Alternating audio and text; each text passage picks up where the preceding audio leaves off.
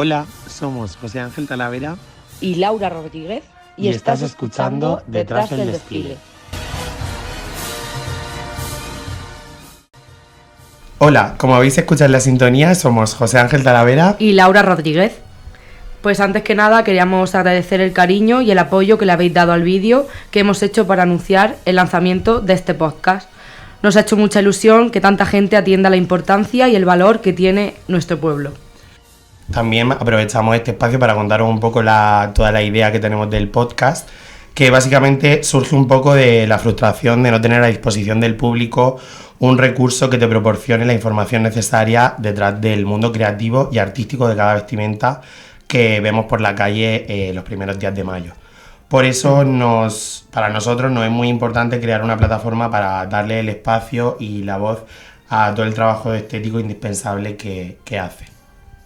Por eso, todos los jueves de abril vamos a contar con 2 invitados que formen parte del proceso de producción y creativo en este ámbito para que nos cuenten sus historias y experiencias en este punto.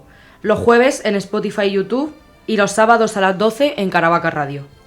Deciros también que obviamente no podíamos quedarnos solo con esto. Tenemos un perfil en Instagram donde iremos subiendo vídeos cortos, bocetos y todo el contenido de detrás al que tengamos acceso y los invitados nos quieran facilitar para que haya más vías de divulgación y se pueda hacer referencia al gran trabajo estético que hace. Y bueno, sin más preámbulos, comenzamos esta aventura con 2 invitadas de lujo de las que no podemos tener más ganas de conocer lo que vienen a contarnos.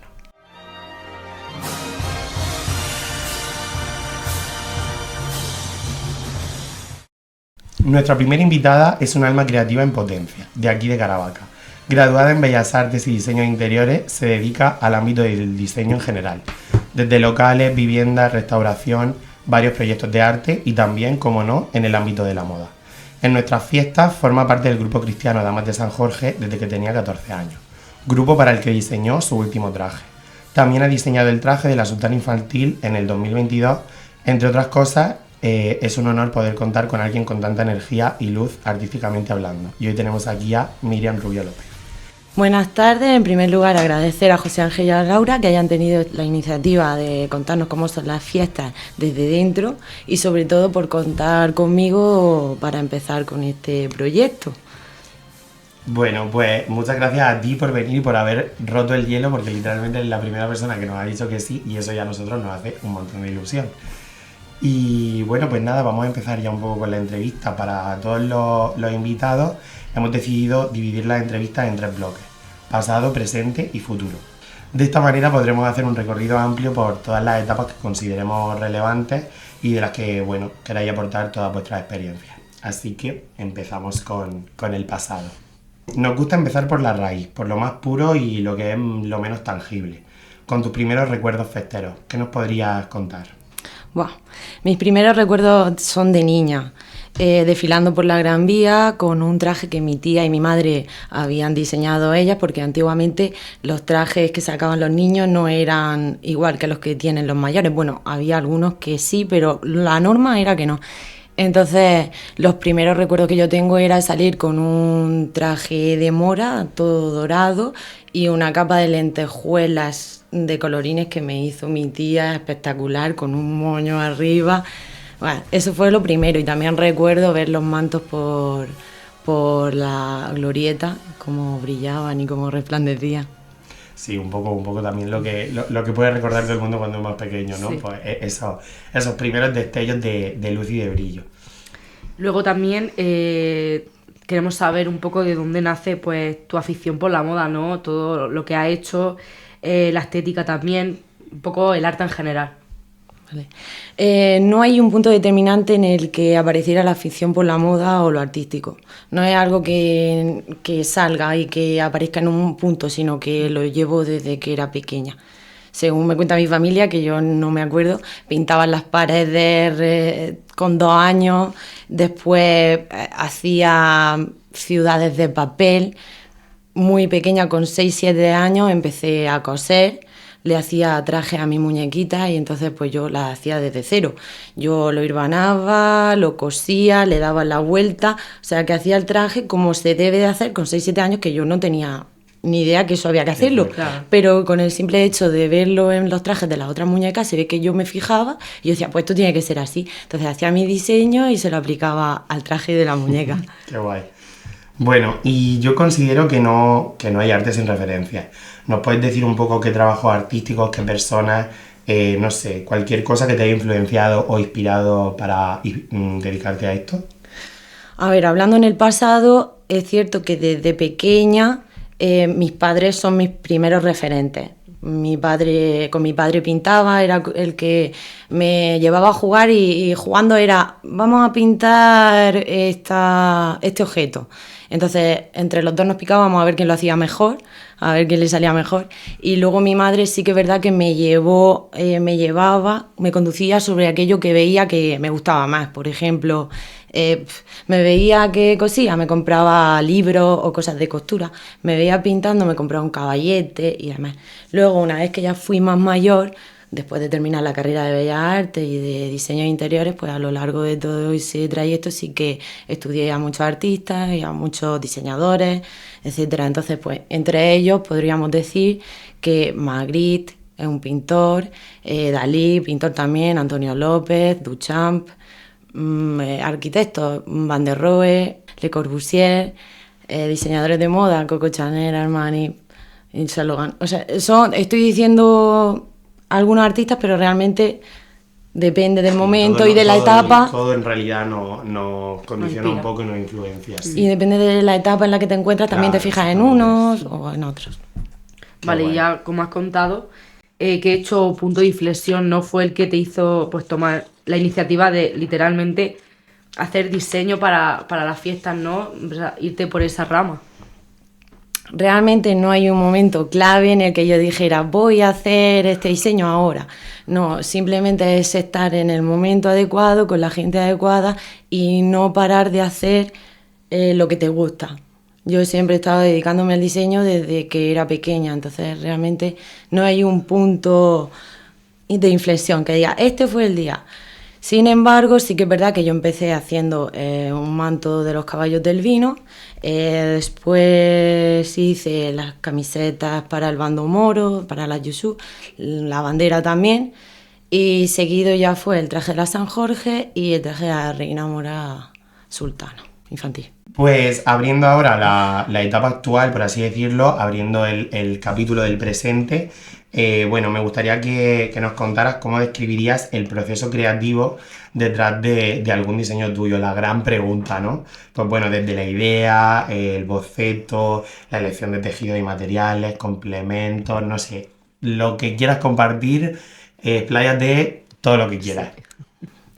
Vale, a ver, realmente es un proceso largo y bastante complejo, no es que diga, se me ocurre una idea y aquí está y sale, no. Primero debes conocer pues, la historia, la cultura, gustos y pensamientos del grupo o para quien vaya a crear ese proyecto o el diseño.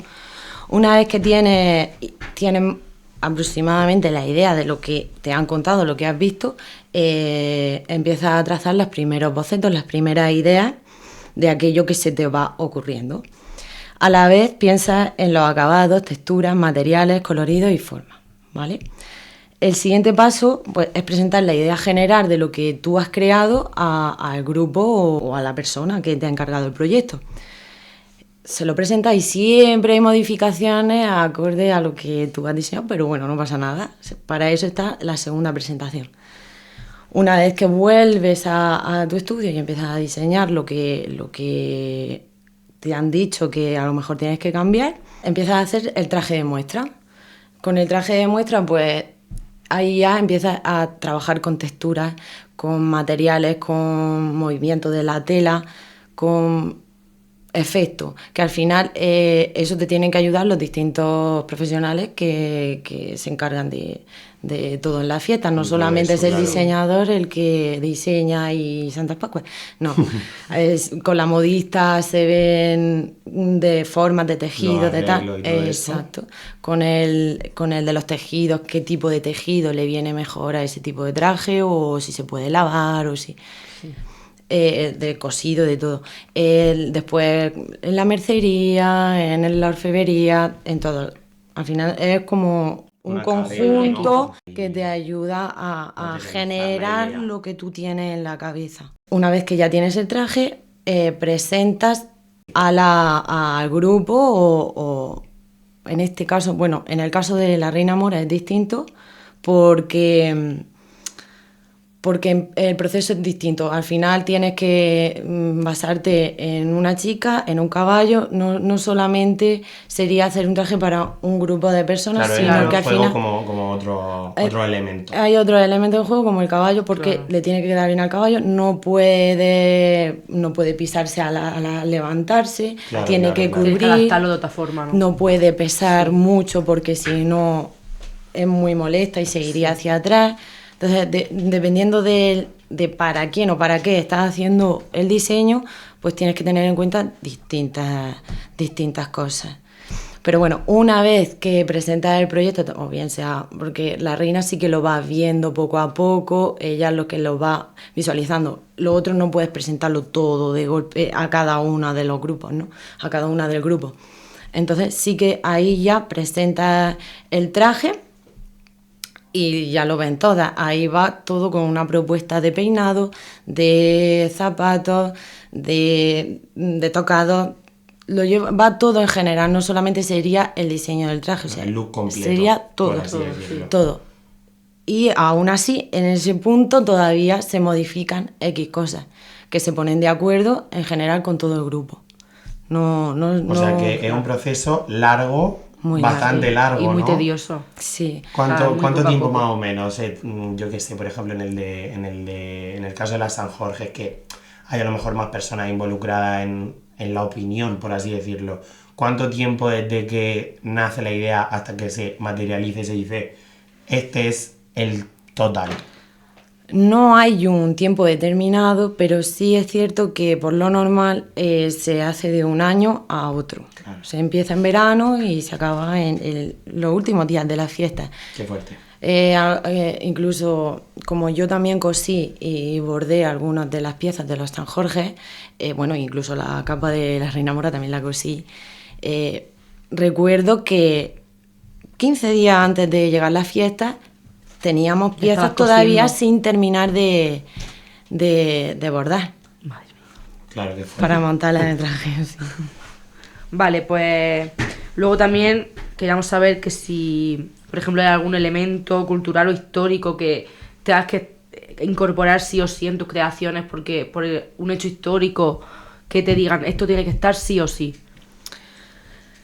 Depende de para quién o para qué diseñas, pero sí es cierto que, por ejemplo, las damas de San Jorge, pues hablan de San Jorge, un soldado romano que vivió del 280 al 300 después de Cristo, y también sobre la leyenda de San Jorge. Si queréis la puedo contar un poco, pero... Sí, cuenta. Esto O sea, es interesante. y cuéntanos también en qué se representa en lo que es el traje, o sea, en qué elemento Claro. está presente esa esencia. Pues, por ejemplo, la leyenda de San Jorge dice que había un dragón que se posó sobre la fuente de la ciudad, que era de donde proveía el agua a los ciudadanos. Entonces, los ciudadanos le daban ofrendas a ese dragón para que se quitara de la fuente y poder coger agua mientras. Una vez que los ciudadanos se quedaron sin animales para ofrecerle al dragón y que se quitara para poder coger el agua, empezaron a ofrecerle a personas. Lo hacían a suerte, empezaron a ofrecerle a personas. Y entonces Qué fuerte. llegó el momento que le tocó a la princesa de la ciudad. Entonces llegó San Jorge en su caballo, mató al dragón y salvó a la princesa. Una historia de hadas, en este caso las princesas seríamos nosotras, las damas de San Jorge.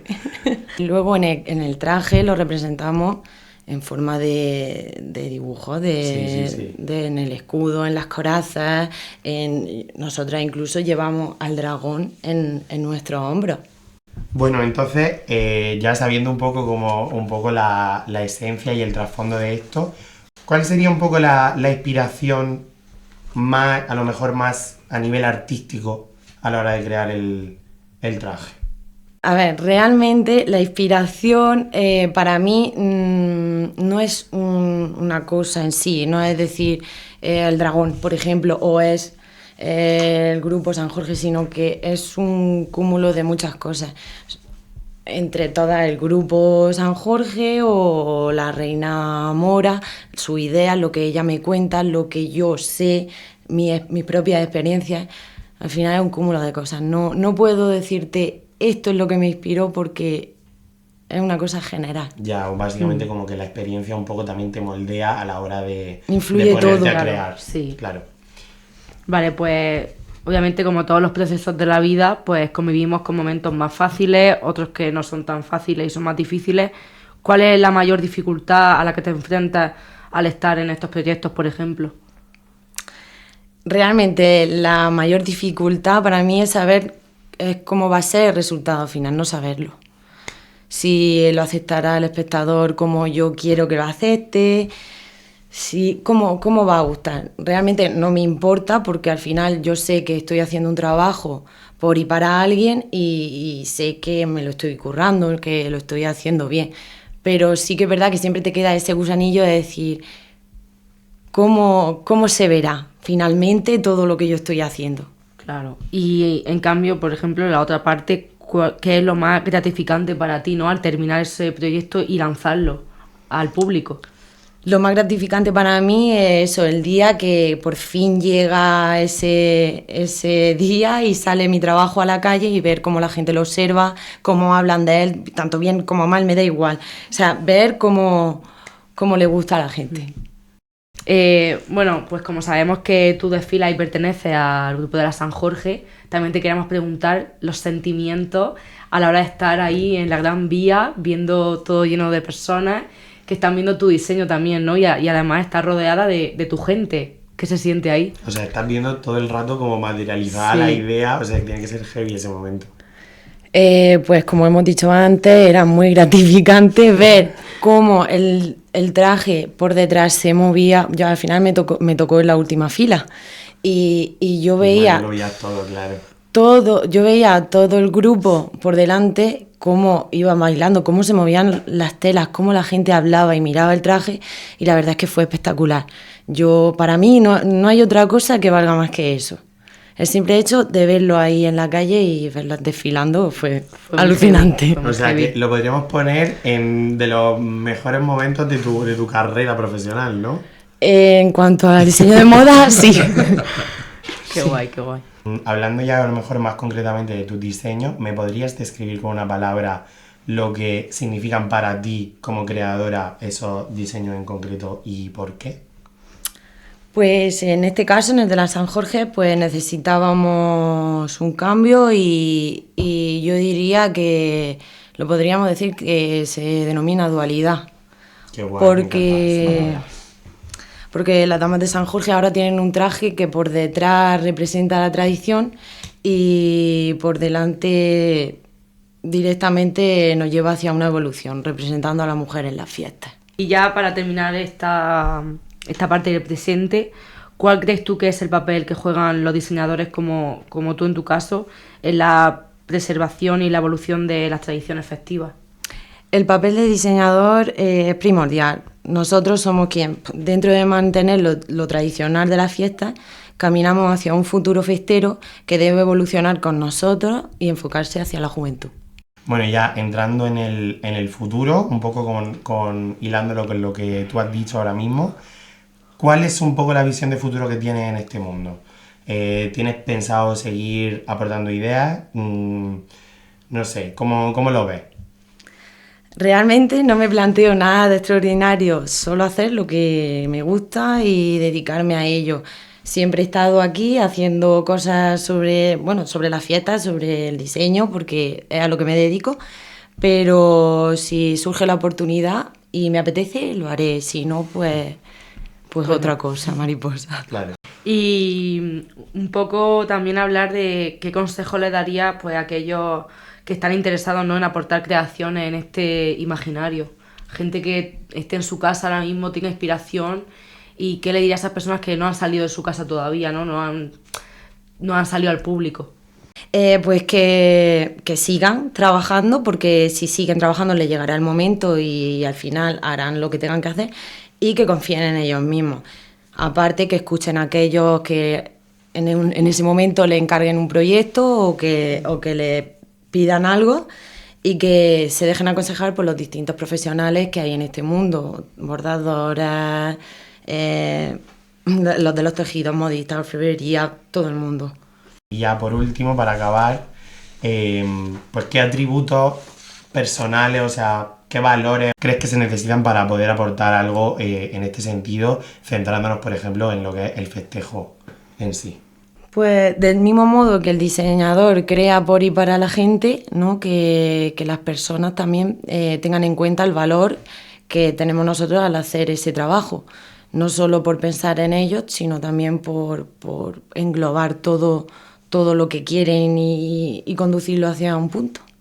Tener a lo mejor la capacidad, ¿no? de poder tocar como muchas puertas, ¿no? Y poder como reunir verdaderamente, luchar un poco por hacer realidad la idea que tú tengas en la cabeza. Exacto, y que vean el valor que eso tiene. Que al final independientemente de que les guste sí. o no guste. Sí, porque al final tocas todos los palos.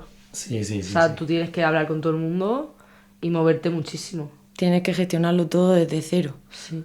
Y estar en todo, porque si no, la idea final no va a llegar al resultado que tú quieres. Si tú tienes una idea, la sueltas. Y no te van escuchando los diferentes profesionales. Al final tienes que estar encima. Es un grupo y tiene que ser en equipo y al final es como consigues el proyecto. Total. Bueno, pues ya nos ha quedado un poco más claro cuáles son todas las partes del proceso. Nos ha gustado un montón contar contigo, pues eso, para que nos cuentes un poco, abrirnos un poco, contextualizarnos en general sobre un poco este mundo, que creo que como carta de presentación también para el podcast en general ha sido la conversación perfecta. Así que muchas gracias de verdad por prestarte a esto, y ojalá podamos seguir viendo mucho más arte tuyo aquí en Caravaca muchos años más. Muchas gracias y seguramente lo vaya a ver.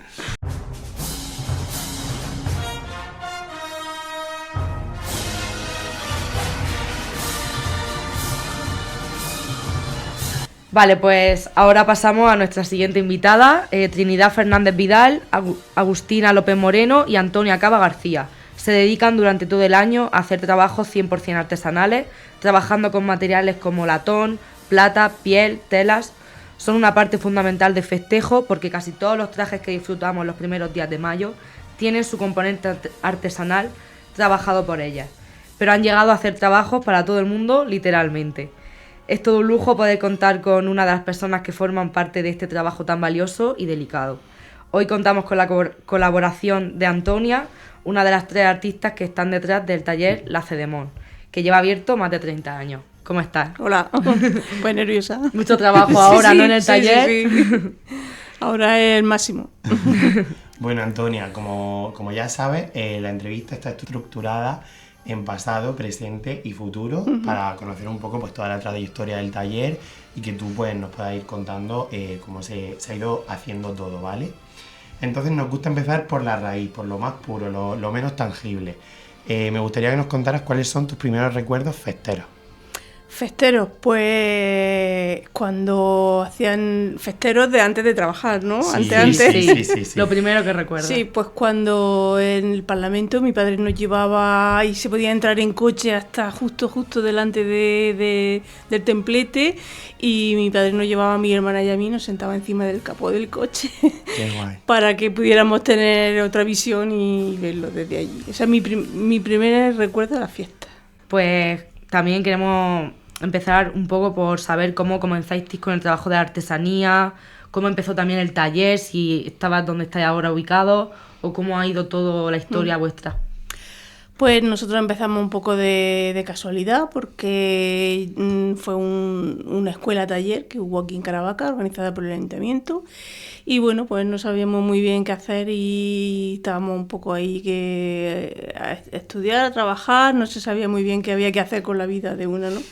Y surgió eso.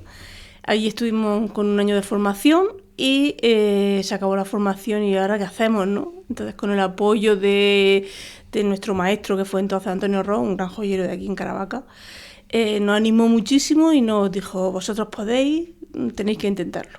Y bueno, pues eso hicimos, con su ayuda y eso hicimos. Y hasta ahora.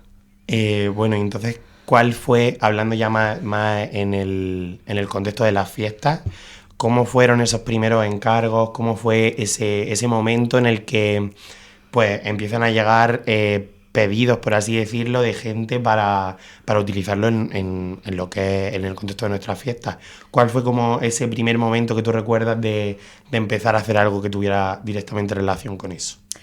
Pues lo que es nuestro primer trabajo, la verdad que el primero no sé si estaba haciendo un poco de memoria, ¿no? Y entonces creo que fue para unos pendientes que hicimos a los halcones negros. No sé si se hizo algo antes, pero ese, digamos que ahora, así es el primero que me ha llegado, ¿no? Ese fue uno de los primeros, repujado a mano, ¿eh? Sí. Y desde ahí ya como que empezaste a lo mejor a coger más nombre, por así decirlo. La gente ya iba sabiendo un poco. Sí, el boca a boca, pues fue uno u otro, no sé, y empezó a surgir. Poco a poco. Sí. Qué bien. Vale, pues ahora entrando más en lo que es en el ahora, ¿cómo describiría el proceso creativo y de producción que hay detrás, ¿no? Desde que os dan el diseño en papel y tenéis que llevarlo al resultado final, de ideas, materiales, todo el tema de hacerlo a mano, ¿no? Sí, pues a veces cuando viene un diseño, pues siempre viene acompañado de un diseñador. Te ayuda muchísimo porque ya ese diseñador ya ha hecho un trabajo previo y ya te ha dicho pues lo que más o menos la idea que quiere, ¿no?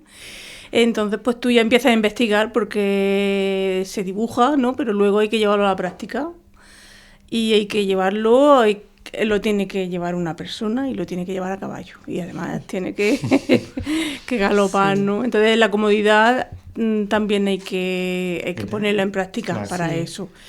Y pues muy en contacto con el diseñador y una cosa lleva a la otra. No te sabría explicar ahora mismo aquí así cómo surge todo, ¿no? Y, o sea, sabiendo ya un poco cómo se funciona a la hora de que venga un diseñador con una propuesta y vosotras ya hacerlo un poco como quiere el diseñador, ¿cuánto hay de libertad a la hora de crear vosotras cuando viene un cliente con una idea a lo mejor más concreta? ¿Qué grado hay a lo mejor de propuesta de vuestra parte? Pues la libertad es la que el diseñador o el cliente te da. A más libertad, mejor resultado. Entonces, hay personas, tanto diseñadores como a nivel particular, que te encorseta mucho, aunque tengan la idea muy clara, pues eso luego se traduce también en el resultado, porque vas como con un poco de miedo a ver cuál es el resultado final. Pero cuando el diseñador o la persona particular que viene a encargarte de tu trabajo te dice adelante, te escucha y te dice proponme lo que tú quieras, el resultado es mejor. Claro. En la pieza se ve. Sí. Vale, y con este tema también, cuando llega el cliente, ¿no? Por ejemplo, algún grupo cristiano o moro, ¿hay algún elemento cultural o estético, histórico también, sobre todo, incorporarlo sí o sí a estas creaciones? Pues normalmente aquí en Caravaca lo que sí todos quieren es su emblema. Sí. No es que tenga que ser obligatorio, pero casi a todos les gusta llevarlo en algún lugar. Claro, sí, que se identifique ellos, ¿no? O el color de el rojo, pues el rojo es de tal cábila, ¿no? Puede ser, ellos quieren seguir siendo de ese color. El azul, pues quieren seguir siendo de ese color. Vale, y por ejemplo, cuando tenéis trabajos, ¿no? ¿En qué os inspiráis a la hora de crear y trabajar estas piezas? ¿Qué es de lo que os viene, ¿no? El poder empezar y decir, mira, a mí me sale esto, me sale otro, hacerlo de esa forma. ¿De dónde nace un poco la idea de hacerlo de una manera o de otra? Como la propuesta. La propuesta, pues si la propuesta es un diseño medieval, pues te tienes que ir sobre todo a la historia. Buscar detalles de la época en concreto en la que está basado ese personaje, ¿no? Aquí en Caravaca pues está muy claro la época que es y no debes de salir de esa época, porque aunque sí que puedes añadir un poco de fantasía, porque realmente no estamos en la época, ¿no? Pero Claro, sin claro. salirte Sí, sí. de los patrones, porque si no, pues te puedes ir a otras temáticas como el carnaval o algo que Claro. está muy bien, pero que ya es la fantasía aflora. Y aquí Claro. la fantasía la tienes que llevar en consonancia con la historia. Y ahí Claro, donde hacer más... también trabajo de investigación, Sí, ¿no? trabajo de investigación, pues ahora con internet pues es más Sí. fácil. De todas Muy formas, bien. pues hay libros siempre ahí a la mano, siempre hay fondo de armario de documentación. Después de lo que nos has dicho del proceso de creación y tal, también queremos saber, ¿no? Que hasta dónde llegan vuestros trabajos, vuestras cosas artesanales. Queremos saber también desde dónde os han pedido, desde dónde tenéis clientes. Sí, pues fundamentalmente en Caravaca, que esto ya todo el mundo lo sabe, ¿no? Pero que por la zona de Cataluña, por Girona, por Barcelona capital, el Ayuntamiento de Barcelona le trabajamos habitualmente. Para allí las fiestas populares con las que nosotros trabajamos son Gigante y Cabezudo. Y entonces pues allí se hace, es como aquí las fiestas de moros y cristianos, por allí es Gigante y Cabezudo. Claro. Por toda esa parte. Y luego pues ya en Andalucía, Romano y Semana Santa. Toda la parte de Andalucía, Almería, Granada, hay una Semana Santa viviente en un pueblo que se llama Cuevas del Campo, que es un pueblo pequeñito, no sé si tendrá 3.000 habitantes, y todos los habitantes de ese pueblo participan en una Semana Santa viviente. Esos son así los más... Y luego pues sí, coronas de vírgenes pues para un montón de localidades. Bueno, teniendo un trabajo tan tedioso, tan delicado, supongo que obviamente el proceso será muy difícil. Así que, bueno, ¿cuál nos dirías tú que es la mayor dificultad a la que os enfrentáis a la hora de llevar a cabo cualquier trabajo? Una solo. Las que tú quieras, las que tú quieras. No lo sé. Una vez, el empezar es a ver cómo lo voy a hacer. Una vez que tú ya sabes cómo ordenarlo, ese trabajo, pues ya fluye. Pero el ordenarlo, es decir, cómo lo tengo que hacer, porque si te llega un diseño de un diseñador, pues vas mucho más al sitio, ¿no? Ya sabes por dónde tienes que guiarte, pero cuando no te llega, pues tienes que saber pensar primero cómo lo vas a hacer. Y cada pieza es un pensar cómo lo vas a hacer. No aprendes, sí que aprendes de pieza a pieza, vas aprendiendo. Esto sí que es autodidacta y es aprender cada día. Pero una vez ya que lo tienes como ordenado, Sí. pues ya es empezar a hacerlo. Y esa es la parte más difícil.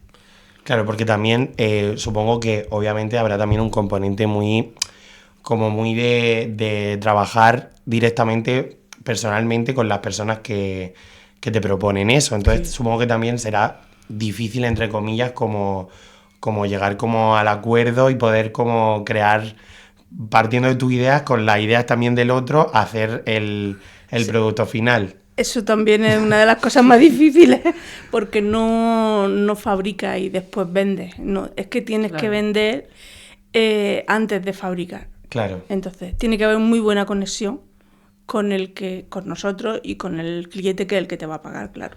Claro. Tiene que haber una conexión total para que eso se lleve a cabo. Si no, ¿cómo se lo explicas? Si no hay nada, si está en un papel. Supongo que a los diseñadores les pasa igual. Pero una duda que me ha surgido a mí.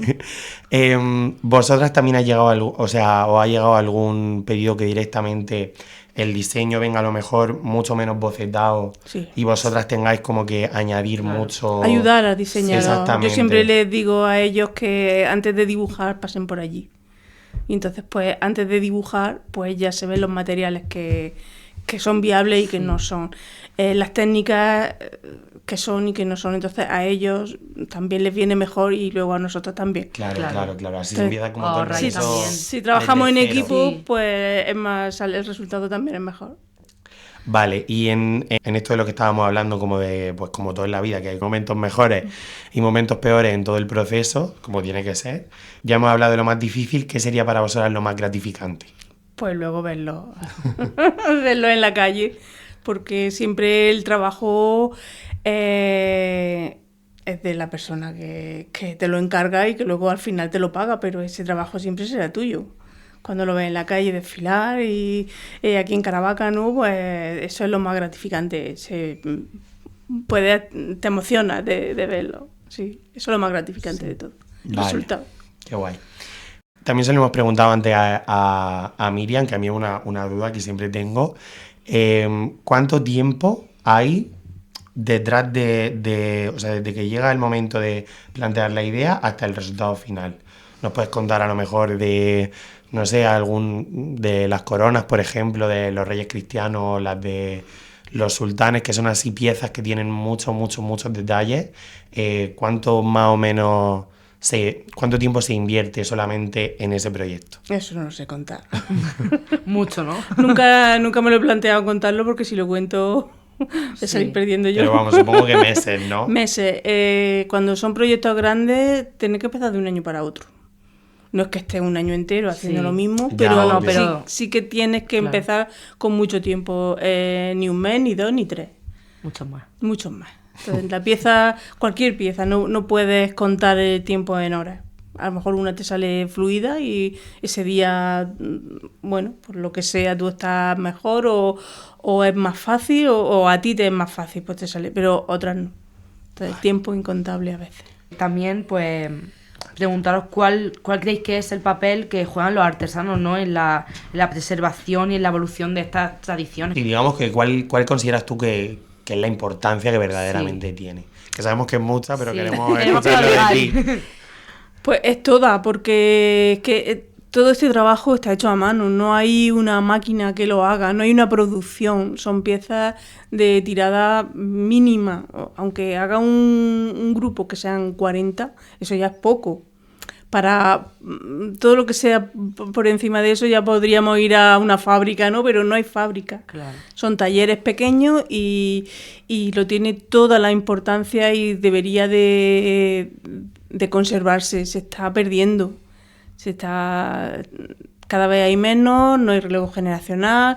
Yo animo a la gente que tenga el mínimo de entusiasmo y que piense, bueno, a lo mejor yo esto lo podría hacer, que lo haga, que es bonito, que es muy bonito de hacer y que lo haga y que se anime, porque es fundamental. La artesanía está en peligro de extinción y hay que conservarla. Antonio, la semana que viene me tienes allí, ya te lo digo. Haciendo coronas. Si escuchándote a ti la gente no se anima, que pues sí, que yo sí. lo digo de verdad, que es que lo digo de corazón, que no hay, que hay poca gente, que cada vez hay menos y que es verdad que no está nada valorado, nada valorado económicamente, por supuesto. Luego ya, pues sí, todo es muy bonito, ay, qué bonito, pero en función, económicamente no está valorado, lleva muchas horas, mucho tiempo y todo a mano, todo está hecho a mano y mucho pensar, muchas horas de pensar, que tú te vas a tu casa y no te vas y cierras la puerta de tu taller y ya te has ido y hasta que no vuelves, no, allí Te lo llevas todo. te lo Sí. llevas todo y Estás tú... con el rucu. Claro, pero que eso es muy gratificante, que eso no es malo, no lo Sí. quiero Claro, transmitir realmente- como No, algo no. malo, lo quiero transmitir como algo bueno. Cuando haces algo con pasión Porque te y gusta. con Sí, y con luego motivación, el lo resultado. haces así. Te Qué animo guay. a la gente joven a que se pueda Sí. hacer, que... Claro, al final también, un poco hablando del futuro, como estamos haciendo, pues la visión que tenéis, ¿no? Es que estáis en el taller ya, pero queréis que haya un poco de otras generaciones nuevas, Sí, ¿no? sí, Que, sí. Nos que acojan gustaría vuestro mucho. proyecto.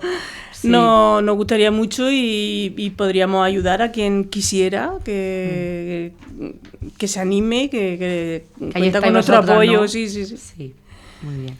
Vale, pues precisamente hablando de esto, ¿qué consejo lanzarías tú a cualquier persona que pueda estar un mínimo interesada en formar un poco parte de esta cadena de la que hablamos? Porque si le gusta, si piensa lo más mínimo que puede hacerlo... Que se pruebe un poco, ¿no? Que se pruebe que lo va a saber hacer. Que si lo sé hacer yo, lo sabe hacer otras personas, solo tienes que trabajarlo.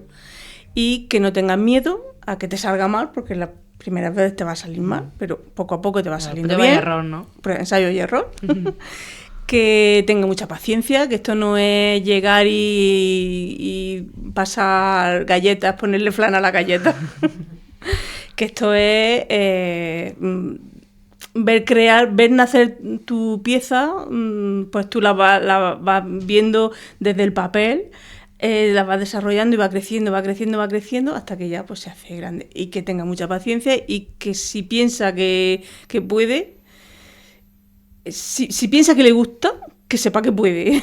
Muy bien, muy bien. Y ya está. Bueno, pues ya eso, la Sí, última pregunta. La última pregunta. Tiene un poco que ver con lo que estábamos hablando, pues al final qué atributos se necesitan para poder pues aportar en este sentido. Ya hemos hablado, que has dicho la paciencia, Sí. que supongo que es algo imprescindible, pero bueno, que se trabaja. La trabaja. paciencia. Pero ¿qué crees que se necesita más? Pues se necesita paciencia, que ya lo hemos hablado, se necesita cierta habilidad con las manos. Y luego hay un componente que es la genialidad, que la genialidad hay que tenerla. Luego se trabaja y se cultiva y se abona y eso crece, ¿no? Pero la tienes que tener interior. Si no tienes genialidad, pues es más difícil. Y creo que ya está, esas tres cosillas. Pues nada, pues muchísimas gracias a ti, A Antonia, por vosotros. venir, por darnos a conocer, ¿no?, lo que hay detrás de las pantallas, ¿no? Sí, o sea, sí.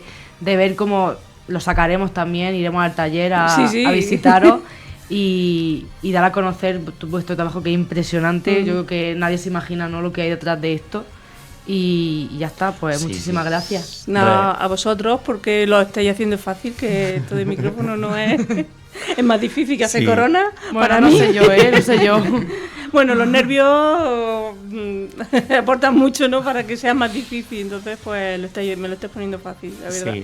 Bueno, os recuerdo también a todo el mundo que estamos hablando aquí con Antonia, pero en nuestras redes sociales vais a tener un montón de contenido para que veáis verdaderamente todo el trabajo que hay ahí en el taller, que ya os puedo adelantar que es un sitio casi mágico. Cuando tú llegas allí y ves toda la cantidad de materiales, el brillo y sobre todo la pasión que se puede notar en ellas cuando hablas con ellas haciendo este trabajo. Así que bueno, hasta aquí el programa de hoy. Esperamos que os haya gustado, que os haya servido y sobre todo que hayáis aprendido un poco más sobre este mundo y eso, que sigamos valorando todo el compromiso que tiene la gente con hacer del festejo algo tan grande.